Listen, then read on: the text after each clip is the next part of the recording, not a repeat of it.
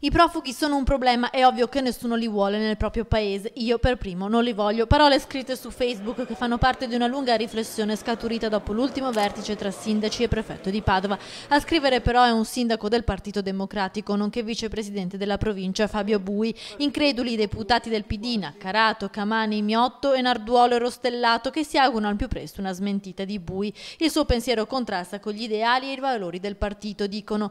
Devo rispondere innanzitutto ai miei cittadini e la replica di Bui, che ha ricevuto la solidarietà del sindaco di Padova Massimo Bitonci. Dai primi cittadini di Anci Veneto intanto arriva la proposta di un documento sull'accoglienza, come ci ha spiegato oggi a linea diretta il sindaco di Este, membro del direttivo di Anci. Noi abbiamo cercato di mettere a fattor comune delle garanzie, cioè noi chiediamo che nei comuni nei quali questi profughi possono trovare ospitalità ci siano delle garanzie rispetto ai cittadini, al territorio, all'amministrazione, per tutto quanto riguarda il tema della gestione dell'ordine pubblico e della sicurezza, per tutto quanto riguarda il tema della salute, ma anche per il fatto che possono essere messi a disposizione dei comuni per fare lavori socialmente utili. Di tutt'altro parere l'ex sindaco di Albignasego Massimiliano Barison, consigliere regionale di Forza Italia, che ha presentato una mozione contro l'hub provinciale a Bagnoli. Assolutamente contrario rispetto alla creazione di hub concentrati